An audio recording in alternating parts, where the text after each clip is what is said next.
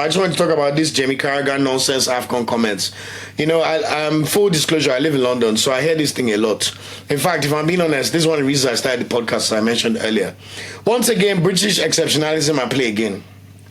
You think England have won a trophy in the last 59 years with the way some of their citizens or pundits talk, if I'm being honest. Yes, you have the best league in the world, but your national team ain't won man, since you were colonizing half the world and TV was in black and white. So let's respect ourselves. He said it is a fact that Salah is not playing in the major tournaments, so it's going to be based on the UCL or nothing for him to be judged on, unlike Vinicius Jr. or Mbappe. What stupid comment. He then got called out by Michael Richards and Sturridge. Thank God the black people there who even understand the importance of AFCON. No, thank God. No. That is indeed a big tournament. Even Sky charted the rights to show AFCON last year to show you how important it was. He then even went on to say Egypt aren't going to win the World Cup, are they? Mate, neither are England, excuse my French. Like England, who last won it when I just said in 1966, over almost 60 years ago. So don't come here with no high hopes about like England or Tommy Tuchel's his goal is to win the World Cup. Bro, you haven't won it in so long. Like, relax. Who the hell are you? Who do you think you're talking? That means everybody that's English, that's 66 and above, literally has no memory of seeing their country win any tournaments. But yet, they'll be carrying shoulder because it's England and they play in Wembley. Come on, let's respect ourselves, please. That was really, really rubbish and it really pissed me off. Was he not at the 2022 World Cup when he saw what Morocco did and got to the semi-final? I think it's because England went out with the whimper and they beat a Senegal team that did not have Sadio Mane 3-0. If Sadio Mane played, it might have been a different story. But just annoyingly disrespectful. He then scoffed and was aside like, oh, you know how British people can be so sinister, eh? And that's just the way they do. Belittle, gaslight, scoff. But look, we see through all of this, man. And anyone that's going to try and gaslight and say, oh, it's not that deep, it's you that is not that deep for, because you don't understand what we're going through, trying to explain the importance of what the national team means to our countries and places back home. When AFCON is on, you see how 200 million people in the whole of Nigeria will sit up, and it's the one thing that unites the whole country. Then you now see one arrogant oaf now mention something online about disrespecting Nigeria and our football or AFCON in general. Please, nonsense. I wish Salah would just come out and, you know how he replies them on Twitter sometimes. He's just going to reply Carragher that, please, you don't know that winning something with Egypt is more important than all these trophies with Liverpool. I hope he just said something like that. Yes, you could say, okay, the Euros gets more money because they have more top sides playing in there. But there's no other continental competition that compares to AFCON. Even in the entertainment value, we all watched the Euros last year at AFCON. I know what tournament I preferred watching. Remove bias, remove sentiment. Like, trust me, entertainment, quality on show, the level of refereeing, literally the pitches, the vibrance, the enjoyment, the colors, everything was A1.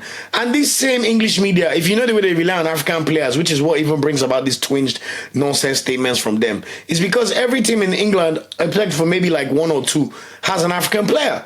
Even the clubs that don't have players who play for an African country, a lot of them have players of African descent. So how can you say something so churlish and so stupid, in my opinion? Excuse my French, but we have to say it the right way it is.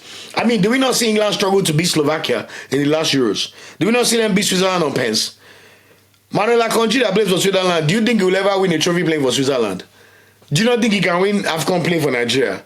Don't even try me, man. I hate that kind of rubbish. And don't even get me started on Copa America. That tournament that they invite 3 or 4 people just to make up the numbers. And once you qualify from the group, you go straight to the quarterfinals. Eh? Is it because there's Brazil and Argentina in the tournament that all of a sudden you say Copa America has a respect in level that we don't? It's not even a better tournament by any stretch. Even the Carragher talking, I bet you didn't watch Copa America with the time difference. So this nonsense and disrespect needs to stop, and then belittling Africa. Anyway, let's go. I blame us a little bit small, you know. Thank God that AFCON is in December. And I'm so glad that Morocco are getting to host it, because we know they're one of the best, if not the best, on the continent at showing the Europeans and the rest of the world that, look, Africa is very competent. Whether it comes to facilities, pitches, their style of play, their team, as evidenced by what they did in the World Cup. And one thing I particularly love about Morocco, they're very good at getting dual nationals to play for Morocco. We even heard today that a 16-year-old that is English too decides to play for Morocco. Go and check any player that is 18, 19, 20, 21 that is half Moroccan, half Belgian, or half Moroccan, half Dutch, half Moroccan, half Spanish. Trust me, then they rush Morocco for a reason. So we all need to learn from our neighbors up north and how they're doing this. And look, it's not rocket science. We all know the passion for our countries are already there. It will never go away. But can you bring the project to them and show them? Look at Brahim Diaz and he started his Moroccan career compared to Spain. Hakimi even scored the goal to knock out Spain, even though he was born and raised there. So I don't want to hear that rubbish again. Anyway, so we'll see what our boys do in AFCON in December. And also, I hope these players of African origin wake up, because there's always this sinister disrespect that would always come. You know, it's all well and good playing for European nations and feeling like, okay, you're from there. Nobody's denying you're from there. Even myself, you know, I enjoy perks of being from this gloomy island. But when it comes to football and passion, I know where my heart firmly stands. So please, let's respect ourselves. This same Carragher played in the time where Drogba, Essien, Yaya, Okocha, Mikel, Mahrez, Adebayo, we know how all these players would fight their clubs and teams just to make sure they go to AFCON during the middle of the season. It's not our fault we have a different climate. We can't play AFCON in the summer like other countries all the time because we have a tropical rainforest weather. Sometimes we have to play it in January or December. So just suck it up. There's nobody that cares more about their bloody club than their international country.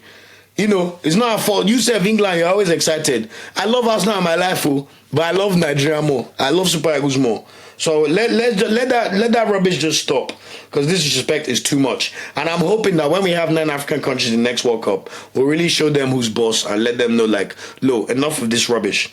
All in all, we need to see this kind of nonsense and call it out. And ultimately, this will only change by how we respect ourselves and how we perform in the World Cups.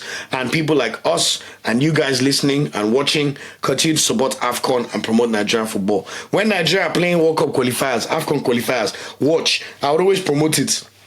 How do we bring back the love? Yes, we know the NFF can be useless, but let's do our small part.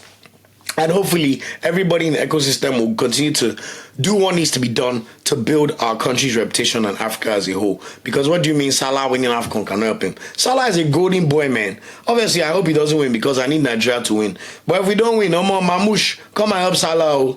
Make he collect his AFCON. Call nonsense, Copa America, call. Every time they'll play Brazil, Argentina in the final, they will not be winning 1-0. They will not be smiling their teeth. Rubbish.